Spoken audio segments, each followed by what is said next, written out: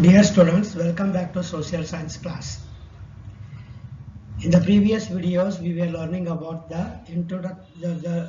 about the economics lesson, Introduction to Economics.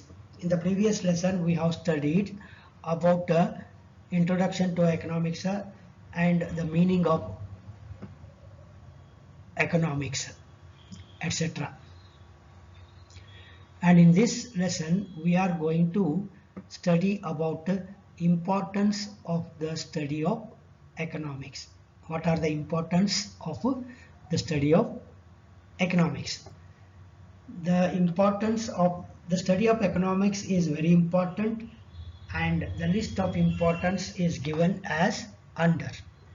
The first importance is recognize the scarcity of resource against the unlimited ones, prioritizing the use of resources and identifying more important and less important, economizing on the use of resource and search for more efficient ways of using the resources, engage in economic activities to support family as well as the country, contribute to government revenue and assist it in the discharge of its developmental and welfare programs, to understand socio-economic problems of the country such as poverty, unemployment, inflation, etc., suggest better policies and better ways of implementing policies for bringing about desired growth and development of the country. These are the importances of the study of economics. Now we'll see in all of them in brief.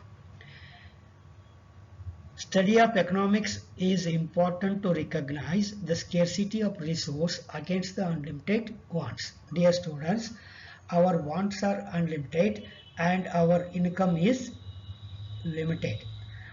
By studying economics, we go on understanding what is our total income and what are our total needs, and how we can allocate our limited income to meet or to satisfy our unlimited wants.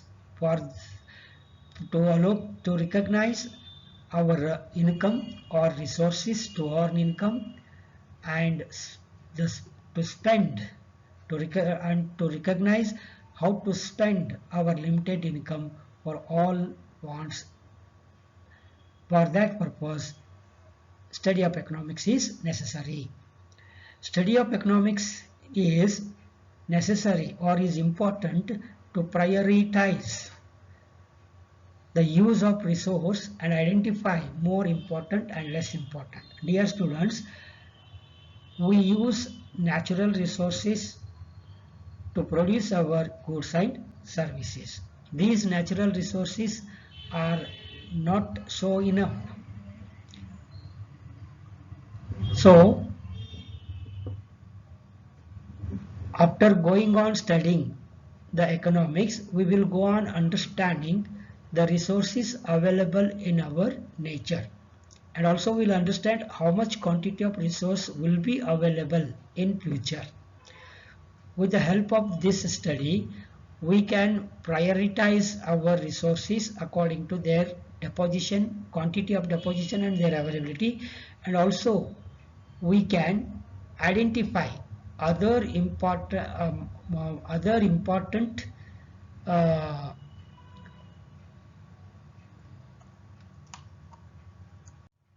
and also we can identify what are more important and what are less important. So my dear students, to prioritize the use of our income according to our more important wants and less important wants, the study of economics is necessary or is important.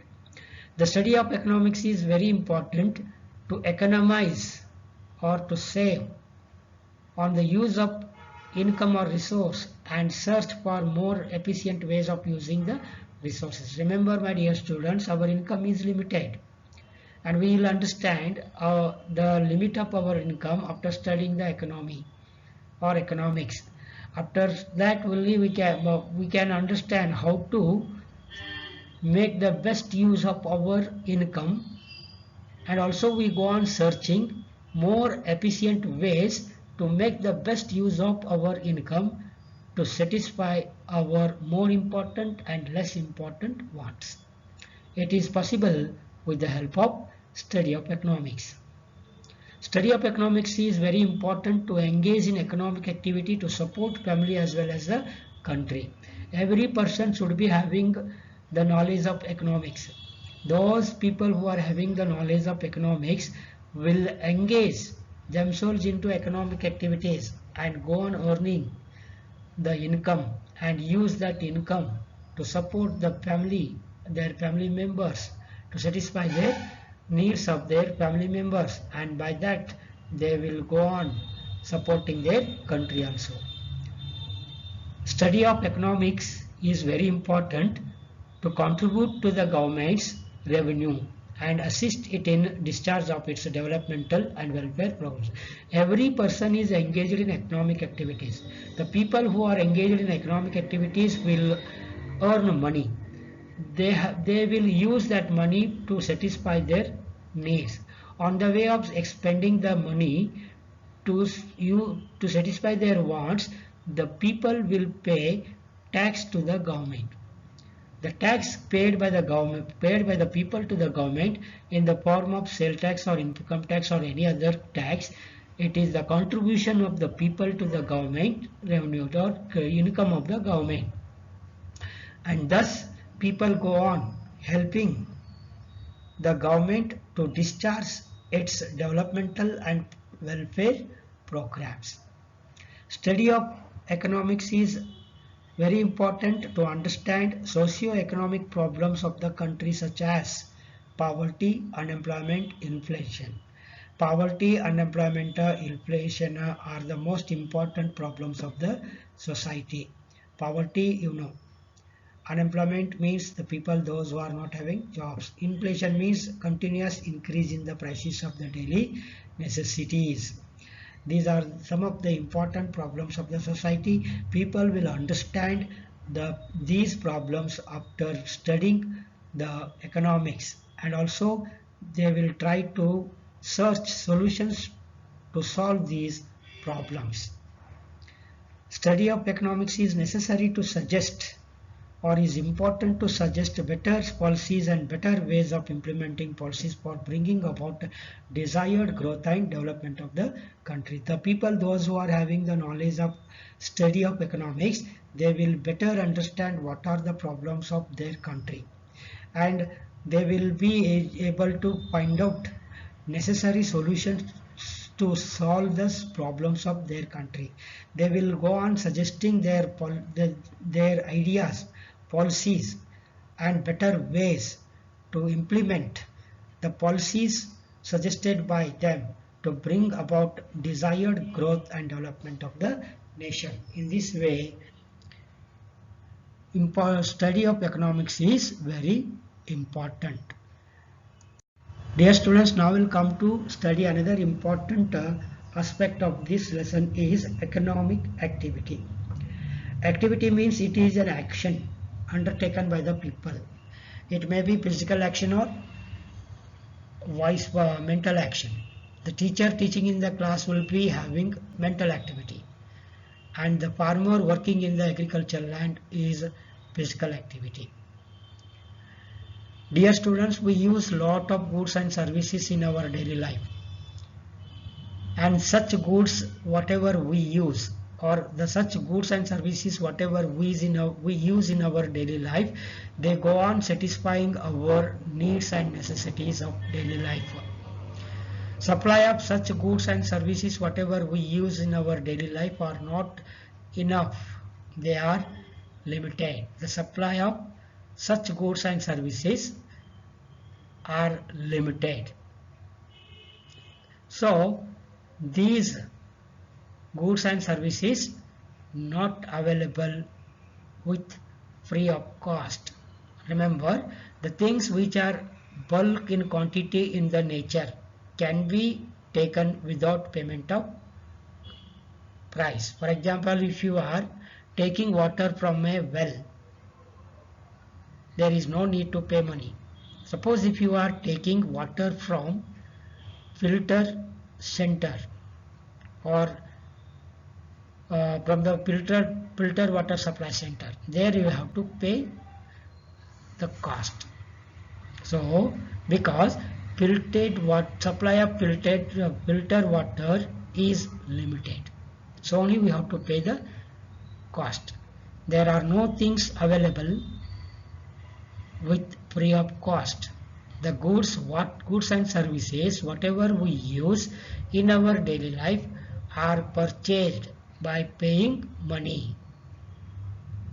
Such goods which are purchased, or such goods and services which are purchased by paying money, are called as economic goods and services. To purchase such economic goods and services, we have to pay money. So if we have to pay money, we should be having money. And to have money, we go to work. And we go on doing our work with the help of our skill and our labor power. That means we use our skills and labor energy to earn money.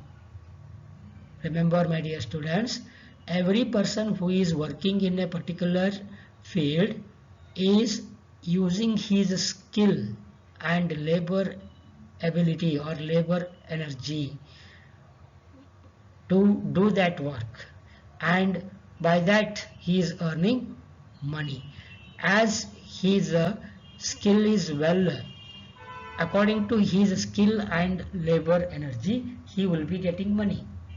The money earned by him is used to satisfy the wants. Means we do our work with the help of our skill and labor and earn money. And the money earned by us is used to satisfy our wants. The different activities what we take or what we undertake to earn money and wealth,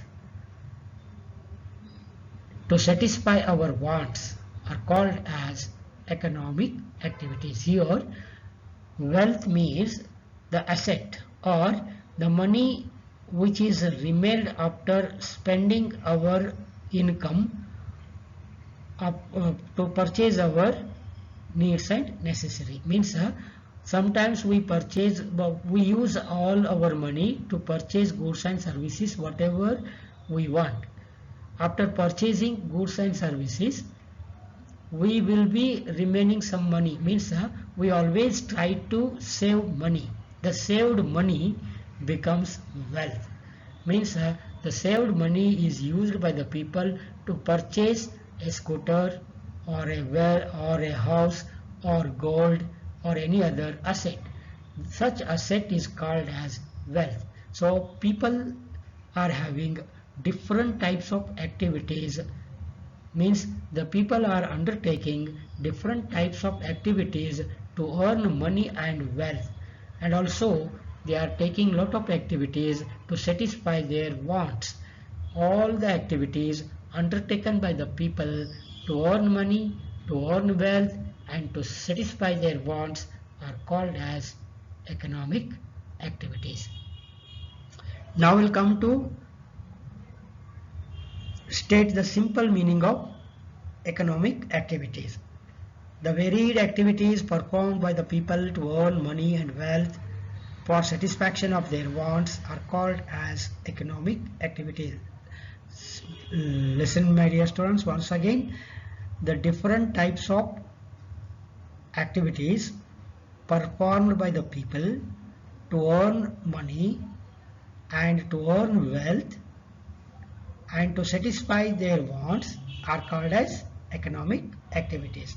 These all economic activities are classified into 4 types.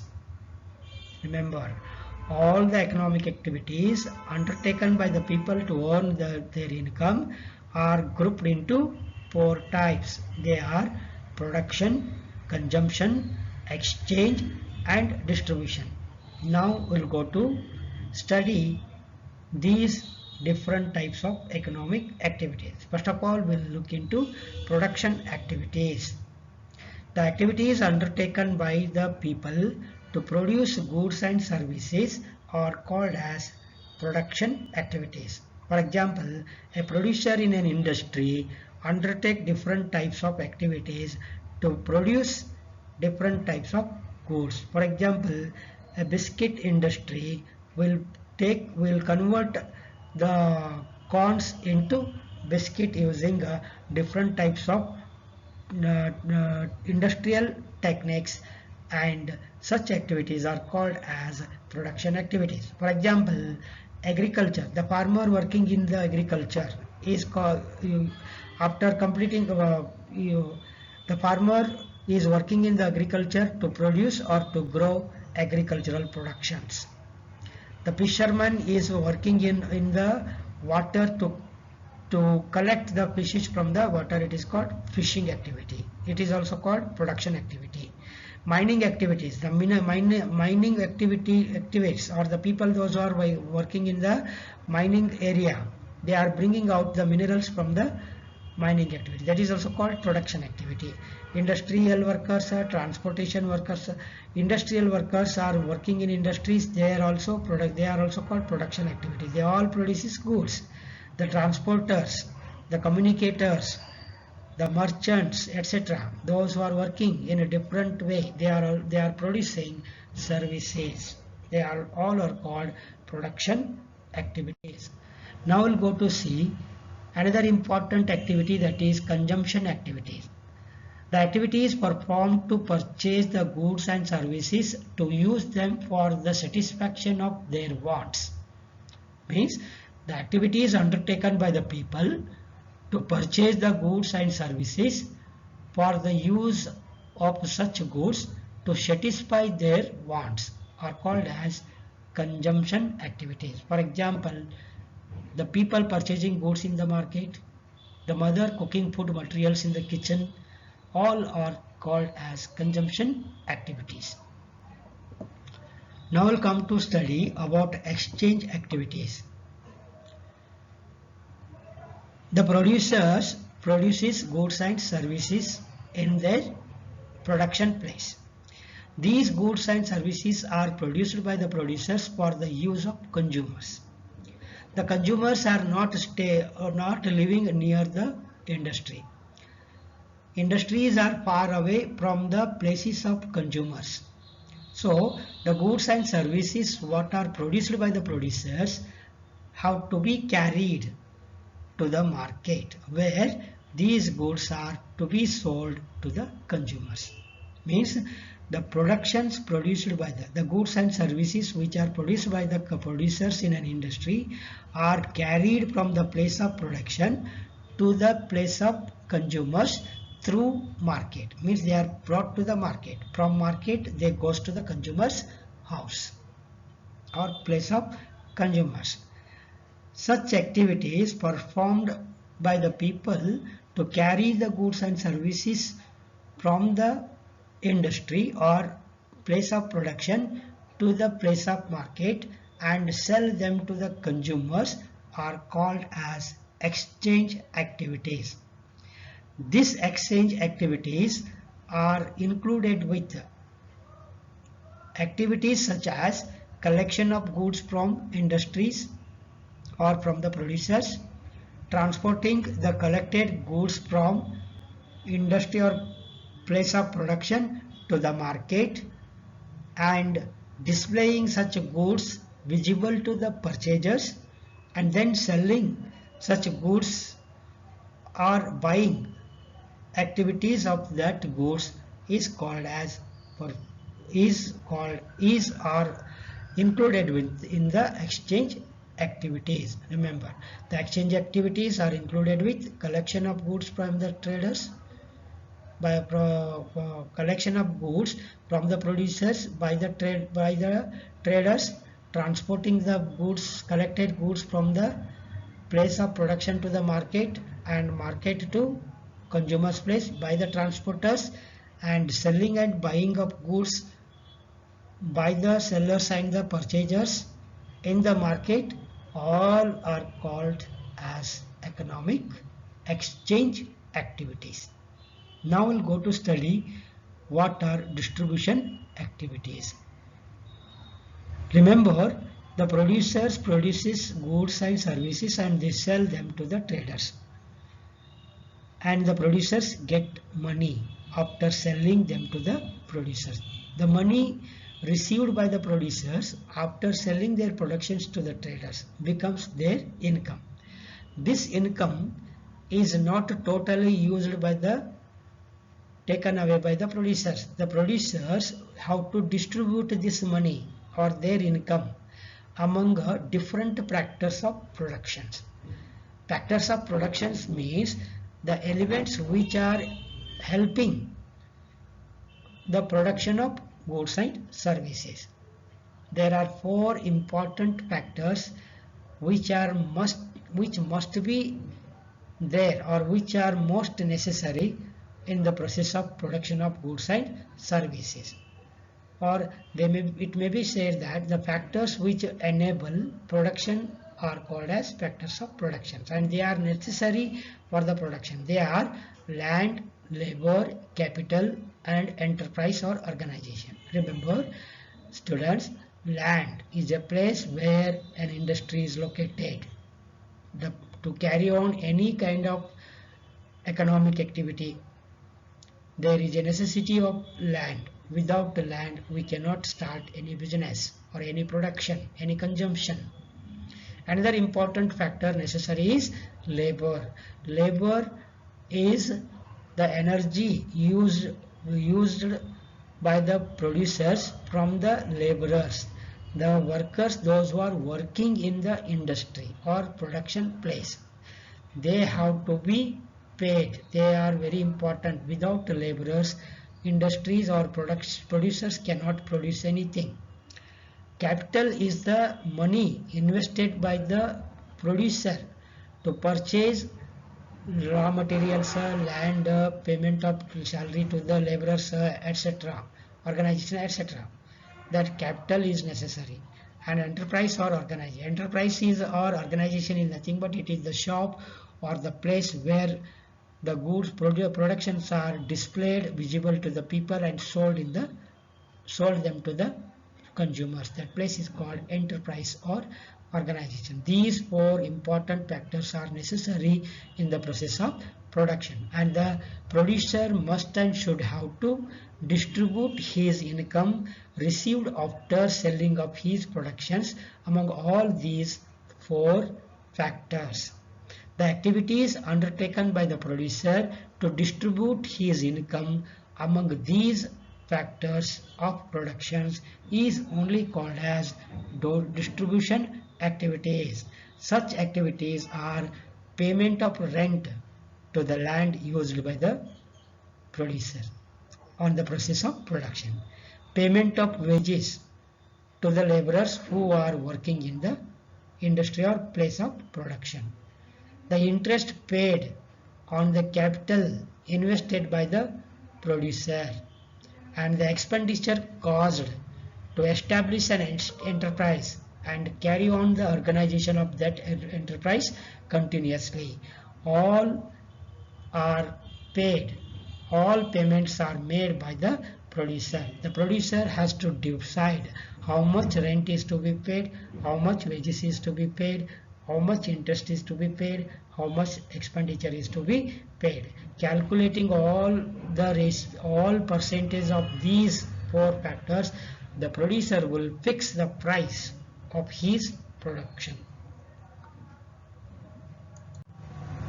Now, this process includes activities such as, remember, the producer has to determine the determination of the price. Remember, the process of distributing the income of the producers among four factors of production is included with the determination of the price of the factors of production. Means what is the rent to be paid to the land used by the producer, what is the salary or wages paid to the laborers, what is the interest is to be paid on the capital, and what is the expenditure to be made on the enterprises. Everything is to be determined by the producer.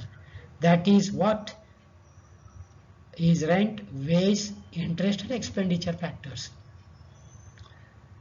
So steps are taken by the producer to ensure that his income earned is to be distributed fairly or justiceful among all the factors. This is about the different types of economic activities. Now dear students, now we'll come to understand some other activities which are known as non-economic activities. Dear students, understand that the activities whatever you undertake or what the activities whatever we do, if it is having any kind of earning either in the form of money or in any other form of or in any other kind, it is called economic activity. If our activities are not having any kind of earning, they are called as non-economic activities. On that basis we can say that non-economic activities are the activities performed by the people without having any earning, without earning any income. Remember, the activities performed by the people without earning or without gaining any income are called as non-economic activities. For example, sitting on the doorstep of your home watching the people moving on the road. Remember, if you are sitting on the doorstep of your home and looking towards the people who are moving up and on, will you get any money? No. Such type of activities are not having any earning. They are called as non-economic activities. The people, those who are talking, the group of people, those who are talking in group about unnecessary matters on the road corners. Sometimes you will see some of the people in group who are talking at the corner of the road and talking different matters which are not necessary. Such activities are also not having any income. That is called non-economic activities. In this way we can give lot of examples for non-economic activities. Dear students, sometimes such non-economic activities will become economic activities. Remember, sometimes such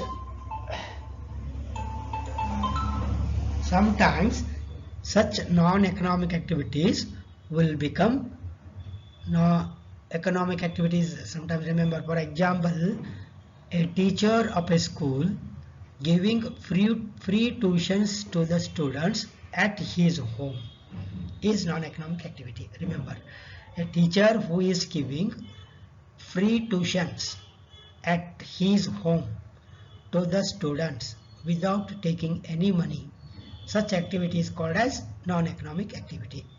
The same activity becomes economic activity when the same teacher charges or takes money for giving tuitions at home.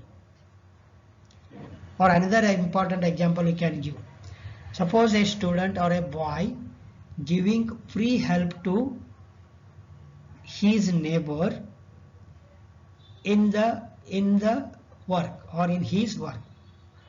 It is called non-economic activity. For example, if you are helping your neighbor to shift his house from one place to another place. Suppose your neighbor is shifting his house from his previous house to another house. At that time, you will go and help him to load and unload the household materials without taking any benefit or without gaining any money. That activity is called as non-economic activity. Suppose for the same activity, if you take money or any other kind for helping your neighbor, then it becomes economic activity. In this way, economic activities and non-economic activities can be explained.